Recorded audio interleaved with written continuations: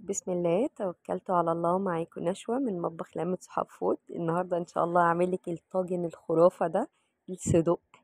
الصدوق، طاجن الصدوق كده زي ما الاسكندرانيه بيقولوا الصدوق، احنا بنقولها السجق. احلى اسكندرانيه واحلى محافظه في الدنيا كلها. تحياتي لاهل اسكندريه، بموت فيهم بصراحه.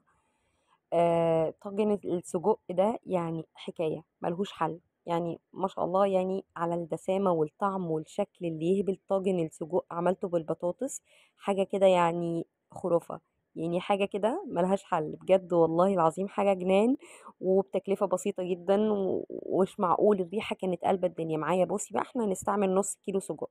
عايزة تستعملي ربع اوكي، مفيش اي مشكلة. عايزة تستعملي نص، تمام. على حسب امكانياتنا يا جماعه. والله انا يعني بصي، كل اللي عندك يعني عايز تعمليه باقل كمان من ربع اعمليه ان شاء الله باذن الله. يا رب يحسن ما بين ايدينا، ويا رب يرزقنا من حيث لا نحتسب. ما تأزميش الدنيا غاليه. بس ان شاء الله باذن الله ربنا، ان شاء الله باذن الله هيفرجها ان شاء الله، وتبقى الحاجه في ايدك بسيطه كده، وان شاء الله باذن الله ربنا يكرمنا جميعا. جبت السجق، انا عايزه اديله صدمه، اديت له صدمه. حطيت 3 معالق زيت، وبعد كده بدأت ان انا اديله صدمة على البوتاجاز، تحميرة كده حلوة كده ما شاء الله. بصي شكله عامل ازاي. بصي بقى، يا ريت ان انتي لما تيجي تديله صدمة ما تحطيش زيت. دي كانت غلطة مني انا، ان انا اديت له زيت، لان هو يعني هو اوريدي بينزل زيت، بينزل سوائل كتير يعني. بينزل سمنة او دهن كتير. تمام. في نفس الطاسة اللي انا اديت للسجق فيها صدمة، نزلت بمعلقة توم كبيرة، معلقة توم مهروس كبيرة. وبدأت ان انا اقلبها. احنا يعني انا مش هحمرها قوي، انا بس مجرد ان انا اصفرها كده. وبعد كده هنزل ببصلتين او بصلة واحدة، مقطعاها شرايح. انا مش مقطعاها صغير، مقطعاها شرايح.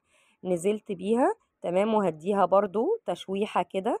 يعني مجرد ان انا اصفرها. وبعد كده عندي هنا 3 طماطمات كبار، انا قطعتهم صغير كده شوية، وبدأت ان انا انزل بيهم على على البصل واقلب. قلب قلب قلب. وبعد كده نزلت نص معلقة سكر عشان تعادل، يعني ما تخليش الطماطم تعمل لنا حموضة. تمام. السكر دي معلقة اوريدي مع الصلصة كلها انا بعملها. معايا فلفل اخضر، فلفل احمر، فلفل اصفر.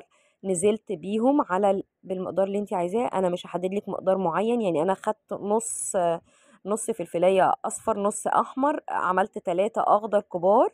وادي البطاطس عندي قطعتها مكعبات. بصي البطاطس ما تحطهاش نية، يعني اديها بالظبط، يعني اديها تحميرة كده، يعني ان انتي تشمعيها في الزيت بتدي طعم احسن كتير ما تديها ما تحطيها نية. تمام.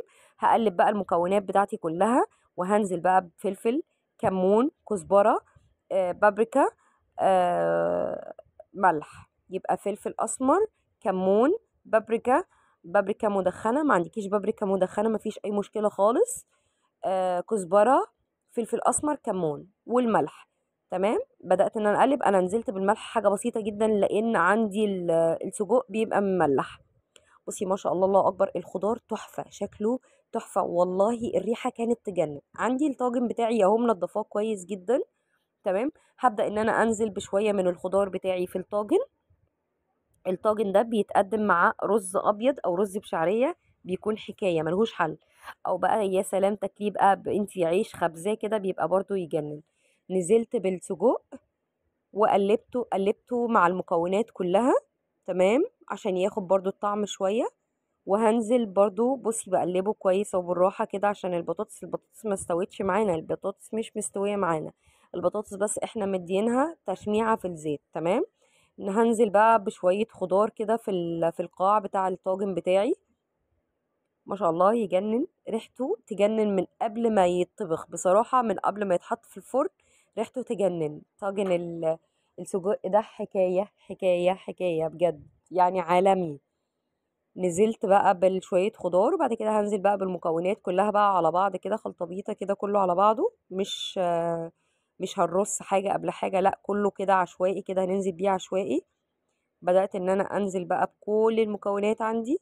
ما شاء الله ريحتها تجنن، حلوة قوي.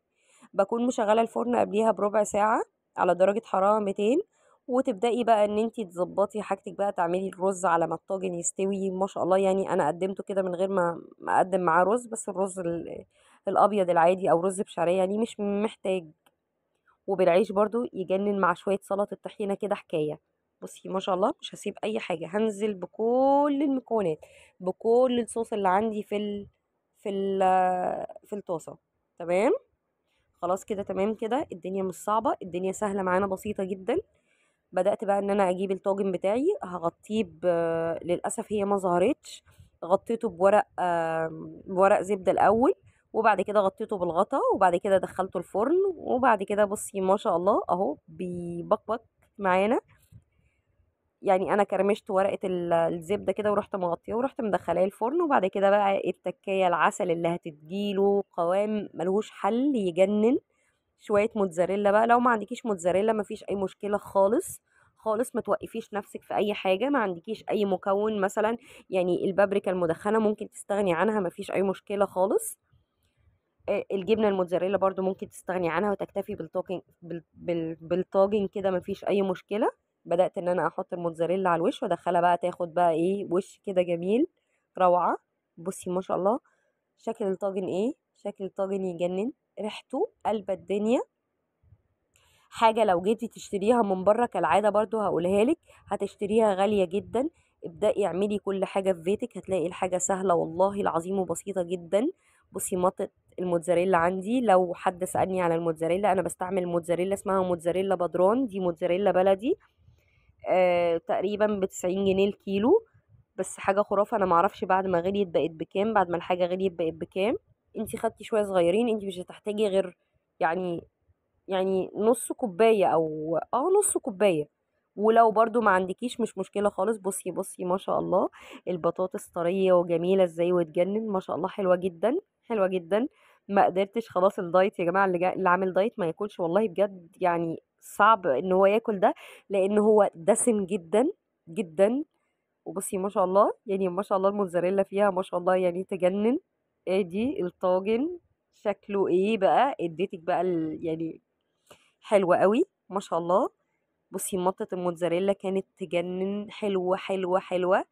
وتفضلوا معايا يعني ما شاء الله. عايزة تقطعي السجق صغير قطعيه، بس انا حبيت ان انا اخلي السجقاية كده سوري، السجقاية كده زي ما هي كده.